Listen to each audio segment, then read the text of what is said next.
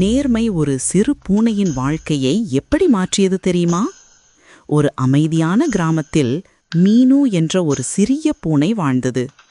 மீனு அழகாகவும் விளையாட்டாகவும் இருந்தாலும் ஒரு பெரிய குணம் நேர்மை.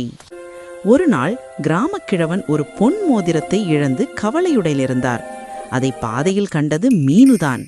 அது மனதில் உடனே நினைத்தது, இது எங்கிட்ட இருந்தால் யாருக்கும் தெரியாது, ஆனாலும் இது சரியில்லை. மீனு நேராக கிழவனிடம் சென்று, இதுதான் உங்கள் மோதிரமா என்று கொடுத்தது. கிழவன் அதிர்ச்சியடைந்து, இதை எங்கே கண்டாய் குட்டி, நீ ரொம்ப நேர்மையானவள் என்று பாராட்டினார். அந்த நாளிலிருந்து கிராமத்திலே யாருக்காவது ஏதாவது தொலைந்தால் அதை கண்டுபிடிப்பது மீனுவாகிவிட்டது. அனைவரும் மீனுவை மதித்து நேசிக்க தொடங்கினார். மீனு மகிழ்ச்சியாக நினைத்தது, நேர்மை எப்போதும் நம்மை உயர்த்தும்.